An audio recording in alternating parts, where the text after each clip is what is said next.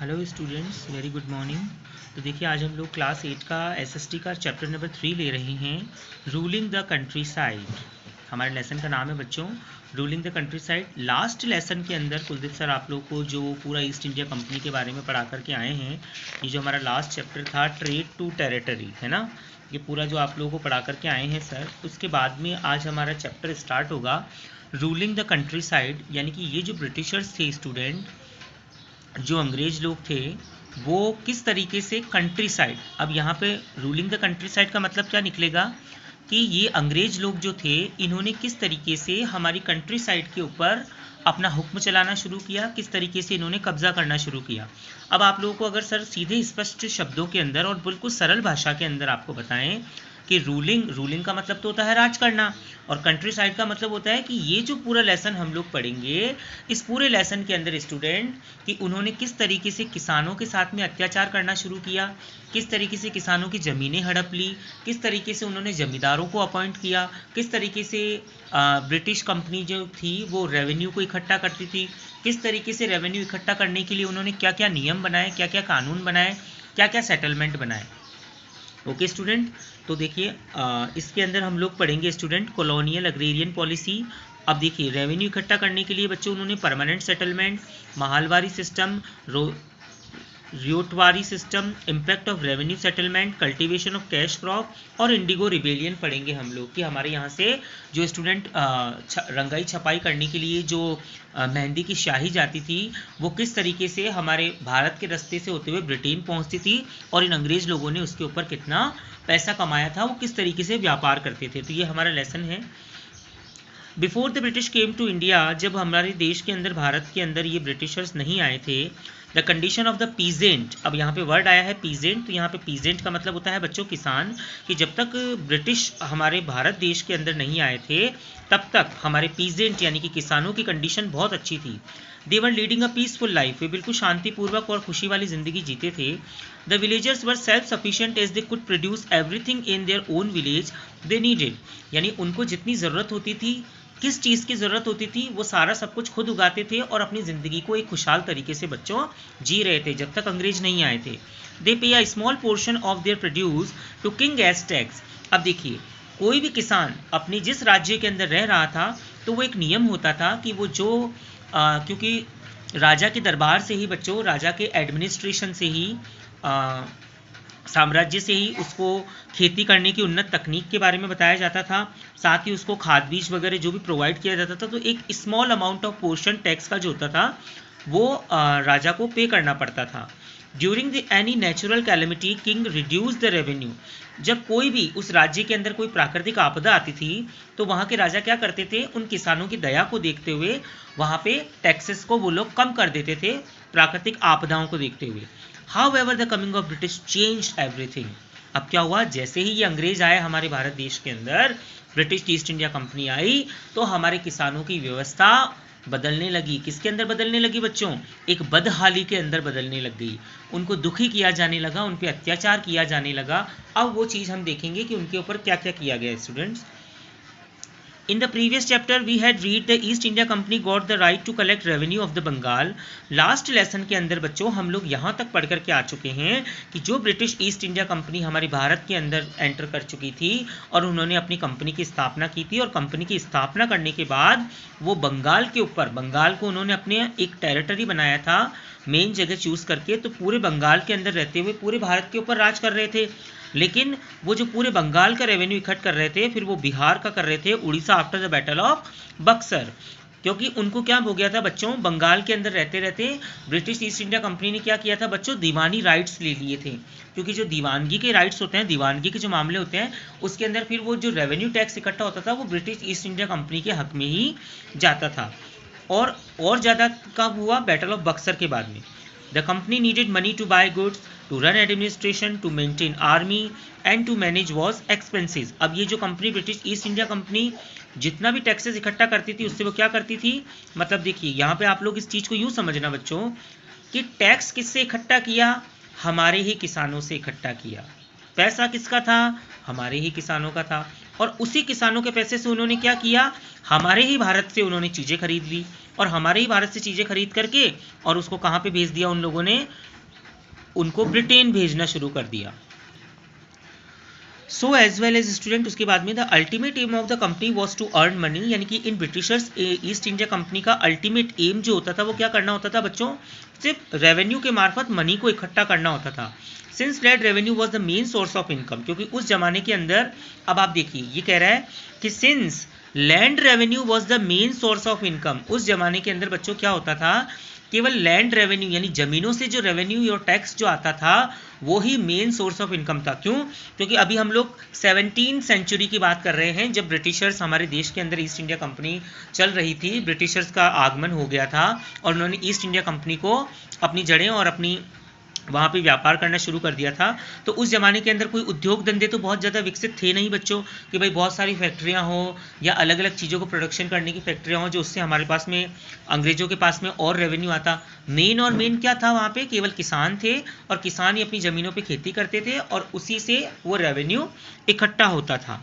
The Britishers thought of earning more and more revenue, अब Britishers के मन में क्या आ गया कि हम इन्हीं किसानों से बहुत ज़्यादा से ज़्यादा रेवेन्यू इकट्ठा करना शुरू करें। सो दे रिवाइज्ड और चेंज, तो उन्होंने क्या किया कि अभी तक जो मतलब किसान जो थे वो टैक्स किसको देते थे बच्चों, किंग को देते थे, लेकिन ये ईस्ट इंडिया कंपनी के आने के बाद और बंगाल के ऊपर आधिपत्य या बंगाल के ऊपर पूरा राज करने के बाद में वहाँ पे जो अंग्रेज अधिकारी थे उन्होंने वहाँ पे रूल्स को चेंज करना शुरू कर दिया। The company introduce new revenue system, तो कंपनी ने क्या किया बच्चों, न्यू रेवेन्यू सिस्टम को इंट्रोड्यूस किया, जिसे परमानेंट सेटलमेंट का नाम दिया गया, महलवारी सिस्टम का नाम दिया गया और रियोटवारी सिस्टम का नाम दिया गया। तो अभी सर आपको समझाएंगे परमानेंट सेटलमेंट क्या था, परमानेंट सेटलमेंट को बच्चों क्यों बनाया गया, परमानेंट सेटलमेंट क्या था, परमानेंट सेटलमेंट को कैसे इंप्लीमेंट किया गया, परमानेंट सेटलमेंट को अंग्रेजों ने किस तरीके से चलवाया, वो हम लोग देखेंगे। सबसे पहली चीज़ आपको सर बता देंगे कि परमानेंट सेटलमेंट का मतलब क्या हुआ बच्चों। परमानेंट सेटलमेंट का मतलब ये था कि ये जो ब्रिटिश ईस्ट इंडिया कंपनी थी, अंग्रेज अधिकारी थे, ये more and more revenue to be collected किसके द्वारा, किसानों से, वो फ्रॉम द पीजेंट, यानी किसानों से वो ज़्यादा से ज़्यादा टैक्स निकलवाना चाहते थे या ज़्यादा से ज़्यादा टैक्स कमाना चाहते थे। तो अब ब्रिटिशर्स लोगों को क्या लगा बच्चों कि ज़्यादा से ज़्यादा टैक्स वो कैसे कमाएंगे। आप लोग पूरे इस पैराग्राफ को पढ़िएगा, सर इसको एक्सप्लेन कर रहे हैं बच्चों। ये पूरा पैराग्राफ आपको परमानेंट सेटलमेंट बच्चों पढ़ना है यहाँ तक, ये पूरी रीडिंग आप लोग करेंगे, मैं पूरा हिंदी में बोल करके आपको समझा रहा हूँ बच्चों। तो बच्चों देखिए यहाँ पे परमानेंट सेटलमेंट को लगाने का उनका एक मेन मकसद ये था कि वो एग्रीकल्चर सेक्टर को इम्प्रूव करना चाहते थे, क्योंकि अभी तक जितना एग्रीकल्चर से उन लोगों को क्या मिल रहा था, रेवेन्यू जो मिल रहा था, वो चाहते थे कि हमें मोर एंड मोर यानी ज़्यादा से ज़्यादा रेवेन्यू हम लोगों को मिले। तो अब ज़्यादा से ज़्यादा रेवेन्यू उन लोगों को मिले स्टूडेंट्स, उसके लिए वो क्या करना चाहते थे कि भाई उस वक्त मैंने आपको क्या बताया कि रेवेन्यू इकट्ठा करने का जो एक तरीका था वो क्या होता था बच्चों, केवल लैंड से, यानी किसान ही थे, केवल उद्योग धंधे तो थे ही नहीं, फैक्ट्रियाँ थी ही नहीं, तो लैंड रेवेन्यू एक सोर्स था मतलब टैक्स इकट्ठा करने का। तो वो चाहते थे कि इस एग्रीकल्चर इंडस्ट्री को इम्प्रूव किया जाए, कि भाई एग्रीकल्चर इंडस्ट्री को इम्प्रूव अगर हम करेंगे तो किसानों के पास में प्रोडक्शन ज़्यादा होगा, फसल बहुत सारी होगी, और अगर फसल बहुत सारी होगी तो वो मार्केट में उसको बेचेंगे, मार्केट में जब उस फसल को बेचेंगे तो उनको बहुत सारा पैसा मिलेगा, जब उनके पास में बहुत सारा पैसा होगा तो हम लोग उनसे टैक्स भी बहुत सारा वसूल करेंगे, और जब हम लोग उनसे टैक्स बहुत सारा वसूल करेंगे तो इसी भारत से हम लोग चीज़ें खरीद करके, सस्ते दामों के अंदर चीज़ें खरीद करके समुद्री रास्ते से होते हुए कहाँ भेज देंगे, हमारे ब्रिटेन के अंदर भेज देंगे, और जब वही चीज़ें ब्रिटेन के अंदर बिकेगी तो हमें 4 गुना प्रॉफिट होगा। ये सिस्टम था बच्चों इनके पीछे। अब आप लोग देखिए स्टूडेंट, अब क्या हुआ था बच्चों कि परमानेंट सेटलमेंट के अंदर क्या हो गया कि अमाउंट को परमानेंट का मतलब क्या समझे आप लोग कि एक तरीके से किसी भी परमानेंट चीज़ को फिक्स कर देना। तो इन्होंने ये जो सिस्टम बनाया था बच्चों रेवेन्यू इकट्ठा करने का, तो ये रेवेन्यू इकट्ठा करने का जो सिस्टम था इन्होंने परमानेंट कर दिया, मतलब एक चीज़ इन्होंने फिक्स कर दी कि हाँ भैया अब बस यही चीज़ होगी, इसके अलावा कुछ नहीं होगा। अब आप लोग देखिए कि इन्होंने परमानेंट सेटलमेंट को किस तरीके से फिक्स किया, वो सर आपको बताएंगे। देखिए बच्चों, ये जो ब्रिटिशर्स होते थे इनके पास में पावर था, ये हम लास्ट लेसन तक ही पढ़ के आ चुके हैं। इन्होंने बहुत सारी लड़ाइयाँ कर ली। जब इनके पास दीवानगी का पावर आ गया, दीवानी का पावर आ गया स्टूडेंट्स, जिसे दीवान का पावर कहा जाता है, तो ब्रिटिशर्स के पास में पावर आने के बाद में उन्होंने ये सिस्टम लागू किए। कौन से? परमानेंट सेटलमेंट को लागू किया। तो अंग्रेजों ने क्या सोचा कि हमें एग्रीकल्चर को इम्प्रूवमेंट करना पड़ेगा।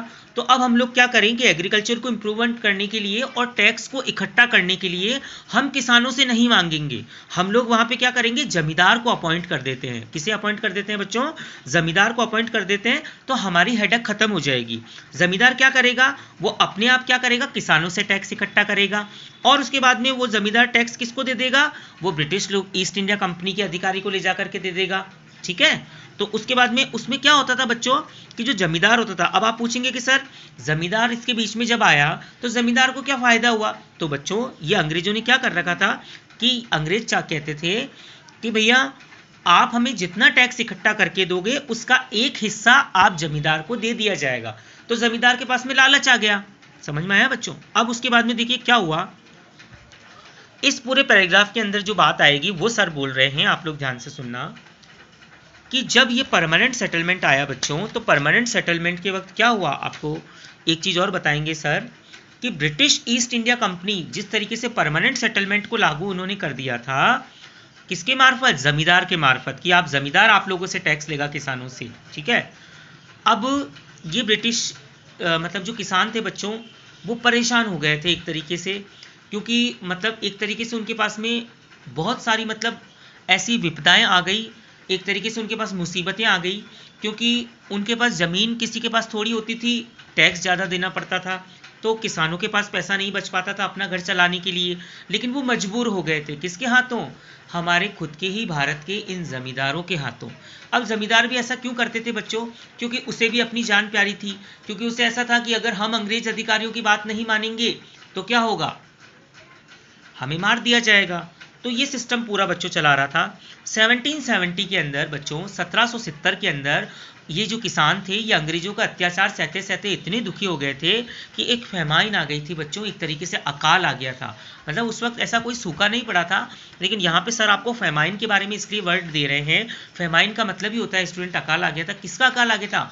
मृत्यु आ गई थी वहाँ पे बच्चों, कि ये अंग्रेज मतलब किसान जो थे वो अंग्रेजों के अत्याचार से इतने ज़्यादा दुखी हो गए थे बच्चों कि इन्होंने अपने आप को मारना शुरू कर दिया।